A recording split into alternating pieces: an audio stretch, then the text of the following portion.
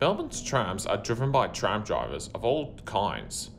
They are driven by women, men, refugees, TikTokers, and Santa Claus. But what if I told you that one time, or a couple of times, that a tram in Melbourne was once driven by a 15-year-old teenager? Yes, of course, I'm not making this up.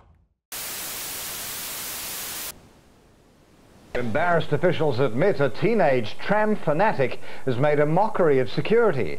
He crisscrossed the city, picking up passengers from South Bank to St Kilda. Police eventually stopping the stolen tram in Hawthorn.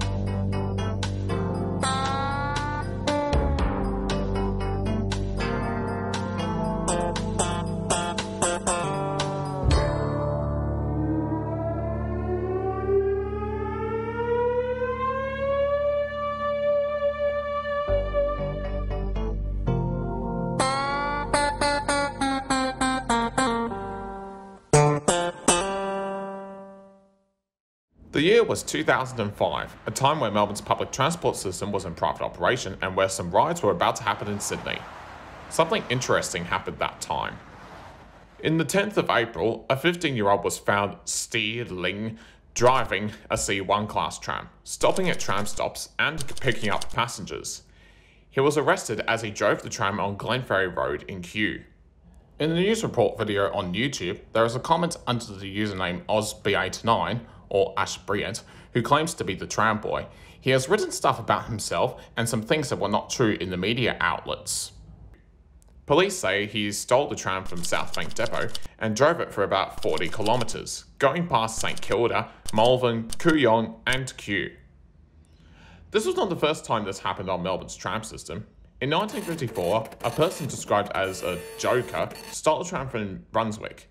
The tram was idle on the platform and the driver left it for a few minutes.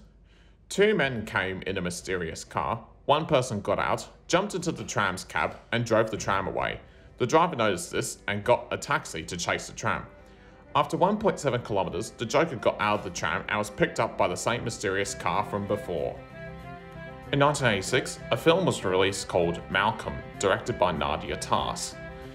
It is about a mechanical genius who builds his own tram and drives it across Melbourne. Afterwards, he loses his job and gets two roommates to support his living. He notices that they are criminals and decides to help them by inventing gadgets for their devious plot. Detective Senior Constable Hills said that the boy was somehow obsessed with trams during an interview. Take a look. The young lad certainly indicated that he does want to be a tram driver, and look, he has an obsession with trams. Previously, I've made a video talking about the history of the Tram Boy. A couple of months later, the Tram Boy commented on my video saying that I was wrong about most of the information. So I figured that I make a refined video using information from him instead. Before we get to the refined video, I need to give you some context to help you understand him better. If you like, you can skip to this time code in the video.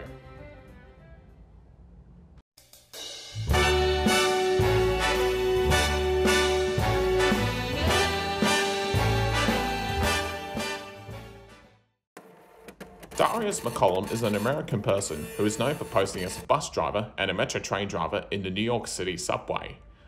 Born in 1965, he became interested in railways at a young age and his parents would take him on train trips.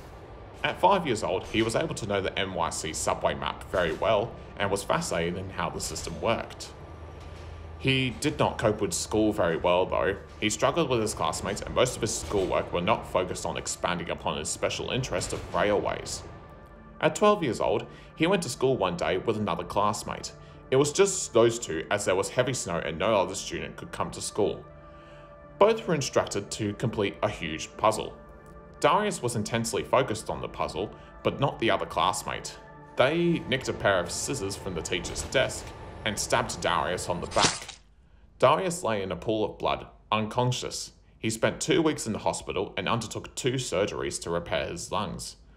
Afterwards, Darius did not like school and was afraid of his other classmates. So, he snuck out to the NYC subway. He eventually found a sanctuary in the Metropolitan Transit Authority rail yard. He would say that he was a family member of an employee and would volunteer to sweep trains, clean workspaces, get food, and help them with whatever they needed. His mother at times came to the rail yard herself and begged workers to send him back to school, but was unsuccessful. Darius became quite reliable that the workers taught him how to move subway trains out of the yard. At 13 years old, he knew how to drive subway trains on certain lines. At 15 years old, he was arrested for driving a subway service. Darius never revealed to the authorities he was working for the MTA employee. His school identified Darius as a truant and he was confined to a mental hospital. He was diagnosed with severe depression and psychosis and was released after his parents found out he was being sexually abused. Afterwards, he was somehow welcomed back to the MTA rail yard and he grew so tall that he was taught how to drive a bus. He ended up driving scheduled routes and he was arrested and confined to a mental hospital once again as it was a violation of his probation. In 1989, he was diagnosed with Asperger's syndrome and his psychiatrist said that Darius's abilities of the NYC transit system, coupled with his lack of social skills and poor academic performance, had impaired his judgment. He recommended intense therapy, but Darius never received any treatment. If you don't know what Asperger's is, it is another way of diagnosing the autism spectrum, which is described as a lifetime developmental condition, seen as a mixture of behaviours and conditions that affect the human brain. These behaviours include problems in social interaction, verbal and non-verbal communication difficulties, intolerance to change, restricted and repetitive patterns of thought behaviour, speech and abstract concepts. It was once a diagnostic criteria until 2013, when DSM-5 was released. They incorporated all characteristics of Asperger's into autism. For the next 40 years, Darius had been driving subway trains and buses, staying within schedule and within the routes, whilst repeatedly arrested a couple of times. During his life, no injuries or damages were reported, and he has not been charged with violence. This continued until 2018 when he was wrongfully admitted to the Hudson Forensic Psychiatric Center, a mental hospital for dangerous criminals, and notorious for abuse, neglect, and danger. Patients are force-fed massive amounts of narcotics and are restrained with straitjackets. He had used an insanity defense based on his autism spectrum diagnosis, but failed miserably. He had become a cult figure and a folk hero among autistic and other neurodivergent people. He is a gentle and compassionate person who loves railways, and he definitely deserves a place in the NYC subway. A documentary film was made in 2016 called Off the Rails, reflecting on his life as a train driver and his interest in trains. Now, why have I told you all of this? Because this was probably what it was like for the Tram Boy. Now, with this context in mind, let's talk about the Tram Boy in Melbourne.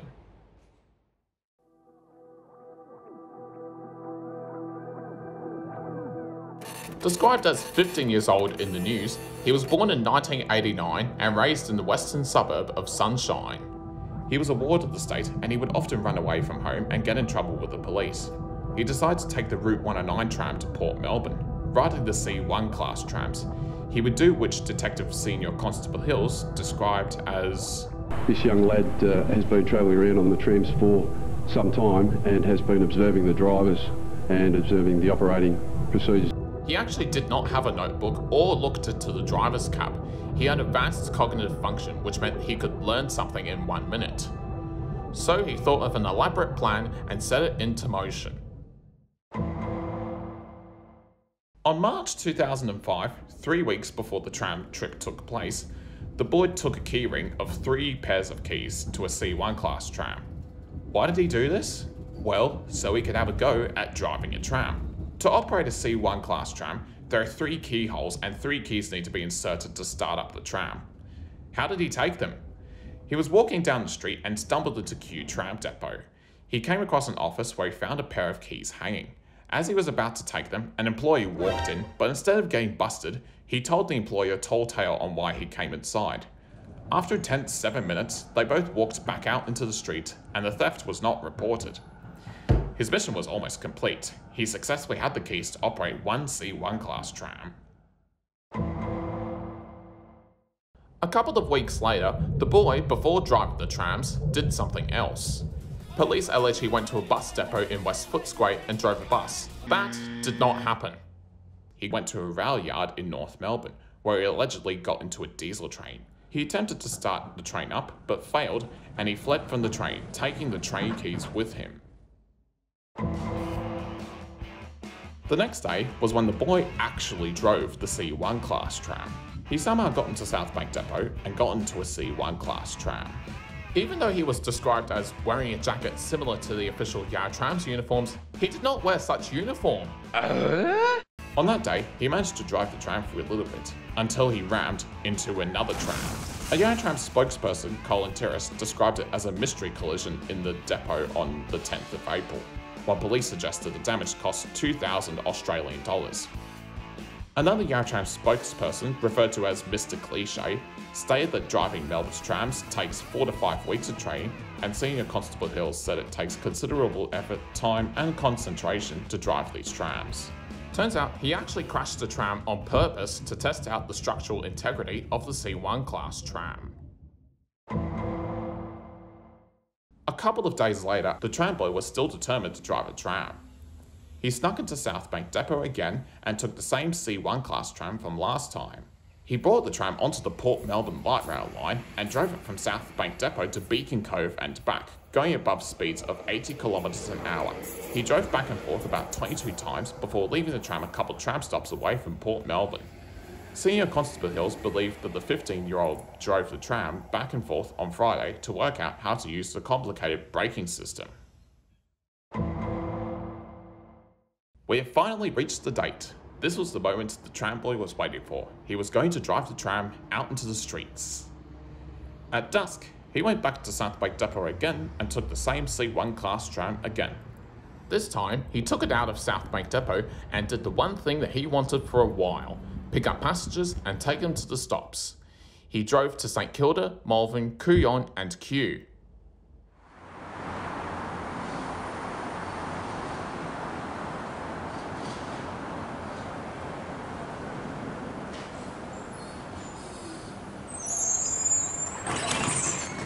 First, he drove from South Bank Depot and went along the St Kilda light rail to St Kilda. He did not reverse, but did another thing. And alter the points on the track to change the direction.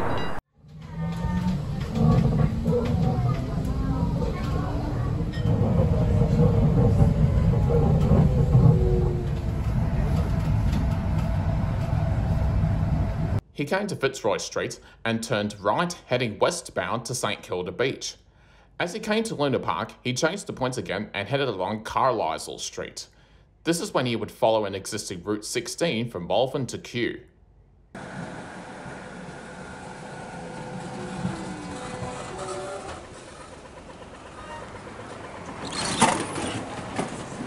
Passengers didn't really care that much, and they didn't notice he was a teenager. While there were claims that he overshot tram stop platforms and reversed back, he never actually did such thing, and trams can't actually reverse.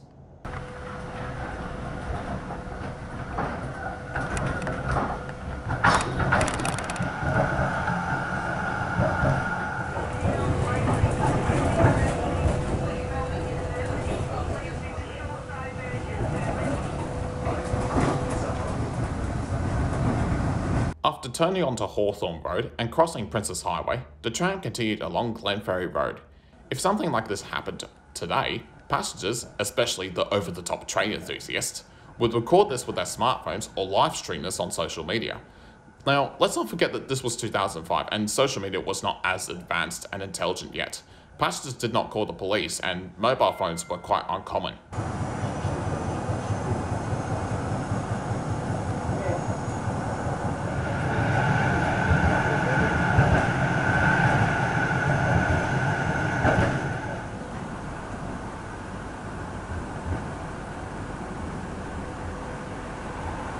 As the boy was driving the tram, the theft of the tram was not reported until 21:20 when Yarra Tram's staff at a control room alerted police.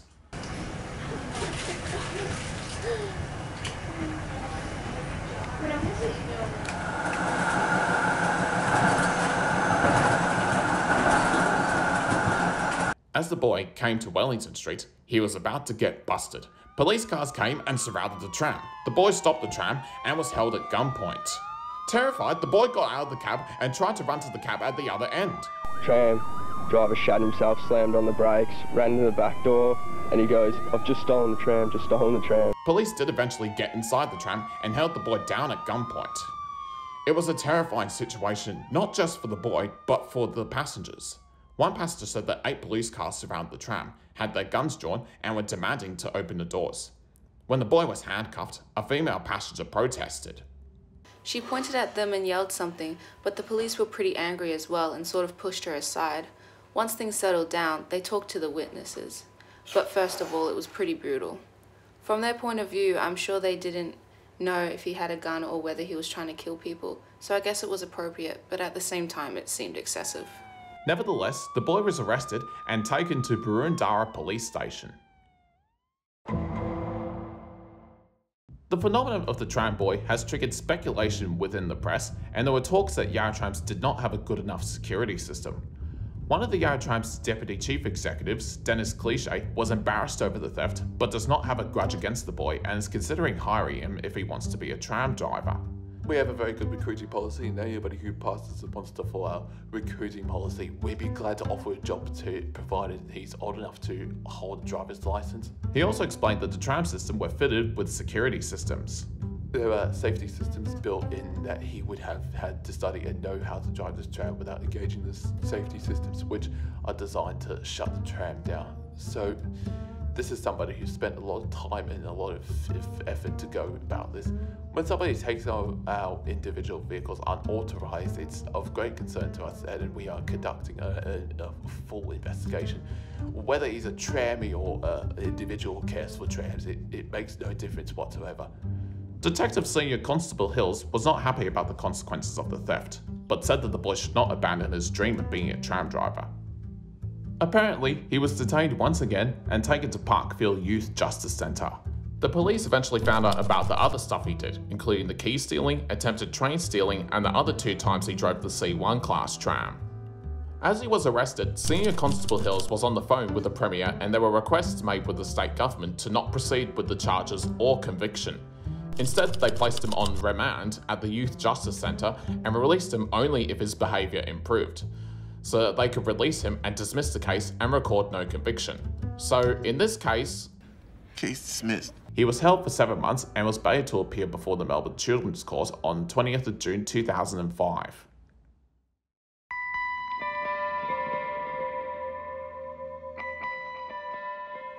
The phenomenon of the tram boy has been discussed in recent years with the latest social media programs.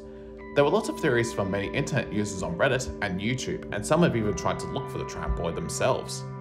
A YouTuber, Fergus Neal, talks about it in one of his videos. Remember when news was this light back in 2005 when a kid would steal a tram and they'd cut to Brent? Brent, what do you think about this crime? Well, I was on the tram and it was the best 45 minutes of my life. 2 songs were also written about him and his legacy. Take one for the rain. I was just 15 and it was kind of a big deal.